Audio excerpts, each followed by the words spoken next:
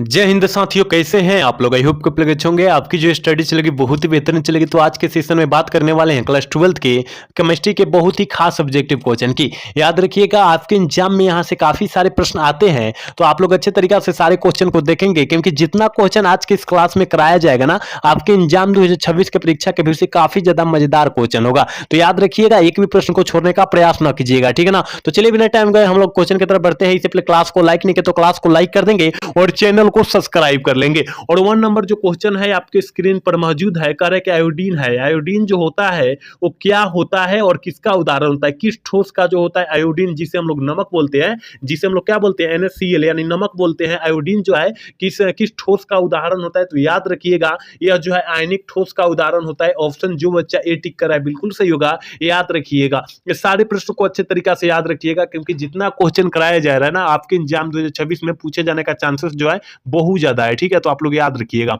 अगला क्वेश्चन की तरफ बात करते हैं, और 2 नंबर क्वेश्चन कर रहा है कि निम्नलिखित में से कौन बेरवदार ठोस का है। कौन सा जो है बेरवदार ठोस का उदाहरण है। आपको पता होनी चाहिए कि बेरवदार ठोस हम लोग अक्रिस्टलीय ठोस को कहते हैं। किसको? अक्रिस्टलीय ठोस को कहते हैं। तो आपको पता होनी चाहिए मेरे भाई कि बेरवदार ठोस का कौन सा है। तो याद रखिएगा, ग्लास है। कौन है? ग्लास है। याद रखिएगा, कौन है? ग्लास। याद रखना है, ऑप्शन डी वाला सही हो जाएगा। याद रखिएगा, जितना क्वेश्चन कराया जाएगा बहुत ही इंपॉर्टेंट क्वेश्चन कराया जाएगा, ठीक है। तो आप लोग सारे क्वेश्चन को देखने का प्रयास करेंगे। अगला क्वेश्चन कर रहे हैं, यानी 3 नंबर प्रश्न कर रहे हैं कि अनुचुंबकीय यौगिक में इलेक्ट्रॉन होते हैं। आपको पता होनी चाहिए कि अनुचुंबकीय यौगिक में जो होते हैं इलेक्ट्रॉन जो होते हैं, याद रखिएगा, अयुग्मित होते हैं। क्या होते हैं?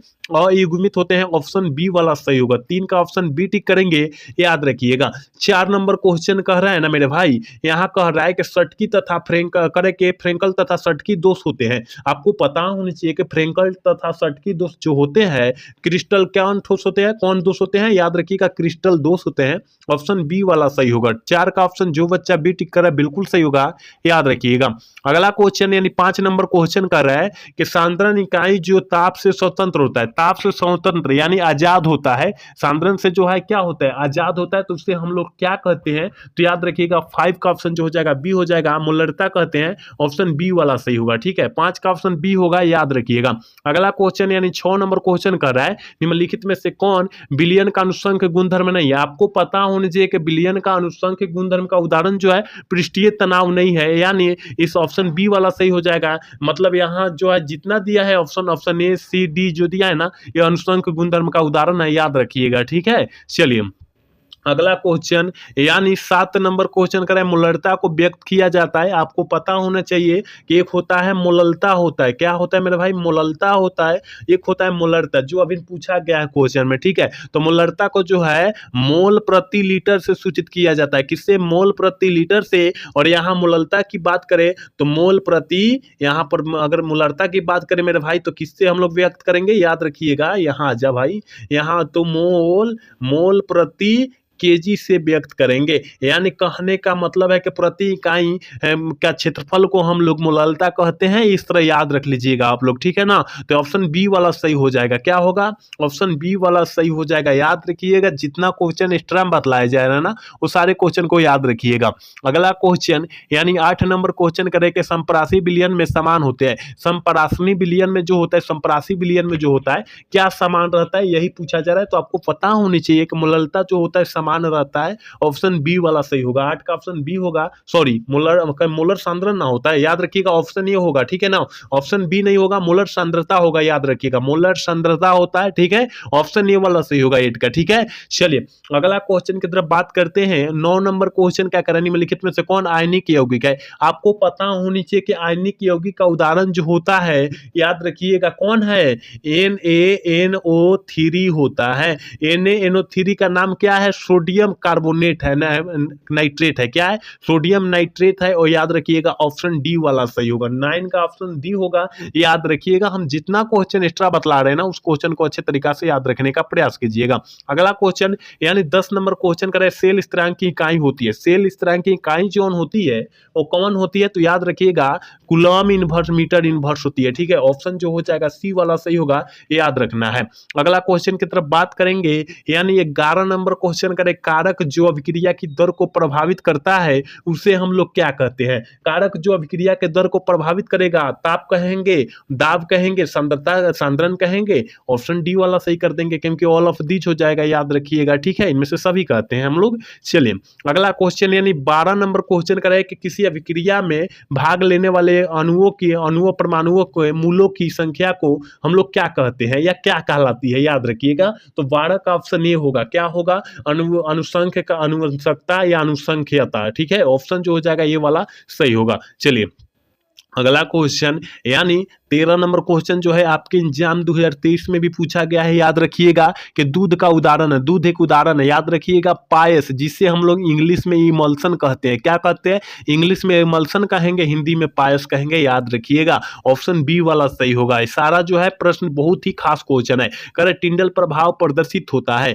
टिंडल प्रभाव जो होता है किसमें प्रदर्शित होता है यही पूछा जा रहा है, तो याद रखिएगा ऑप्शन सी हो जाएगा, कोलाइडी द्वारा, ठीक है ना, ऑप्शन सी वाला सही होगा। 14 का ऑप्शन सी होगा, याद रखना है। अगला क्वेश्चन यानी 15 नंबर क्वेश्चन करें, रक्त पर आवेश पाया जाता है। आपको पता होनी चाहिए कि रक्त मतलब जो होता है ब्लड होता है, खून होता है, और खून पर जो होता है आवेश जो है कौन सा पाया जाता है, तो याद रखिएगा ऋण पाया जाता है। कौन पाया जाता है? ऋण पाया जाता है, ऑप्शन बी वाला सही होगा। अगला क्वेश्चन यानी 16 नंबर क्वेश्चन करें कि द्रव स्नेही कोलाइडो का क्या अस्थायित्व का प्रमुख कारण है, ठीक है ना, यहाँ करे द्रव कोलाइड कणों का, ठीक है, तो इसका कारण पूछा जा रहा है, तो याद रखिएगा आवेश है। इसका कारण क्या है? आवेश। आवेश मतलब जो होता है चार्ज होता है, यानी बैटरी जिसे हम लोग बोलते हैं, बैटरी को चार्ज करते हैं, फोन की बैटरी हो, कुछ भी का बैटरी हो, सेल जिसे बोलते हैं, उसे चार्ज किया जाता है, ठीक है, याद रखिएगा।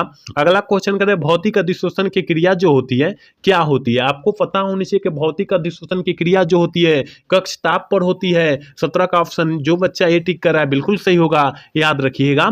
18 नंबर क्वेश्चन करें कि जो पदार्थ जल का पृष्ठीय तनाव कम कर देता है वो कहलाता है, वो क्या कहलाता है? आपको पता होनी चाहिए मेरे भाई कि पृष्ठीय सक्रियण कारण कहलाता है, ऑप्शन डी वाला सही होगा। चलिए 18 का ऑप्शन डी हो जाएगा। अगला क्वेश्चन की तरफ बात करते हैं और 19 नंबर क्वेश्चन आपके स्क्रीन पर मौजूद है। करे के वात्य भट्टी में निम्नलिखित में से किस ऑक्साइड का अपचयन होता है? वात्य भट्टी में किस ऑक्साइड का जो होता है अपचयन होता है, तो याद रखिएगा आयरन ऑक्साइड का। क्या? आयरन ऑक्साइड यानी लोहा हम लोग बोलते हैं, ठीक है ना, याद रखिएगा। ऑप्शन जो हो जाएगा ये हो जाएगा, याद रखना है, पूरा निचोड़ ऑब्जेक्टिव क्वेश्चन है आपके एग्जाम के परीक्षा के व्यू से। कह रहे कि कपर पाइराइट का सूत्र जो होता है क्या होता है? आपको पता होनी चाहिए कि कपर पाइराइट का सूत्र CuFeS2 होता है। क्या होता है? CuFeS2 होता है, ऑप्शन बी वाला सही होगा। 20 का ऑप्शन बी होगा, याद रखिएगा। अगला क्वेश्चन की तरफ बात करते हैं और 21 नंबर क्वेश्चन कर रहा है कि स्पेलेटर है, स्पेलेटर जो होता है क्या होता है पूछा जा रहा है, तो आपको पता होना चाहिए कि अशुद्ध जिंक होता है। क्या होता है? अशुद्ध जिंक होता है, ऑप्शन बी वाला सही होगा। चलिए 22 नंबर क्वेश्चन करें, साइनाइड विधि द्वारा क्या प्राप्त किया जाता है? बहुत ही खास ऑब्जेक्टिव क्वेश्चन है, याद रखिएगा कि साइनाइड विधि द्वारा हम लोग किसको याद करेंगे? याद रखिएगा 100 से साइनाइड यानी सिल्वर मार दीजिएगा, ठीक है, ऑप्शन सी वाला सही कर दीजिएगा। अगला क्वेश्चन 23 नंबर क्वेश्चन जो है बहुत खास क्वेश्चन है और आपके एग्जाम 2023 में इतना आसान क्वेश्चन पूछा भी गया है, ठीक है। करेक्ट, टीन का संकेत जो होता है क्या होता है? यहाँ काफी बच्चे हम जानते हैं गलत करेगा, 100% बच्चा जो होता है गलत करता है, ठीक है, क्योंकि तीन का संकेत मार देगा, कौन TN मार देगा तो कौन TI मार देगा, तो गलत ना हो जाएगा, ये दोनों गलत है। याद रखिएगा तीन का संकेत जो होता है एशियन होता है। क्या होता है? एशियन होता है, याद रखना है आपको। चलिए अगला क्वेश्चन यानी 24 नंबर क्वेश्चन करें कि NaOH है, NaOH जो है एक क्या है? आपको पता होनी चाहिए कि NaOH जो है एक प्रकार का क्या बोला जाता है? तो भस्म बोला जाता है। तो यहाँ तो भस्म दे नहीं दिया गया है, लेकिन हम लोग क्षार को क्या बोलते हैं? भस्म ही बोलते हैं, आपको पता होनी चाहिए। ऑप्शन बी वाला सही होगा। 24 का ऑप्शन जो बच्चा बी टिक करा बिल्कुल सही होगा। 25 नंबर क्वेश्चन करेगा बल्लों में भरने हेतु उत्कृष्ट गैस है। देखिए बल्ब में जो गैस भरे जाते हैं उस गैस का नाम बतलाइए सबसे पहले। हम लोग का आंगना में या घर में हमारे कमरे में जो है जो बल्ब जलता है उसमें कौन सा गैस भरा होता है? तो याद रखिएगा आर्गन। कौन सा?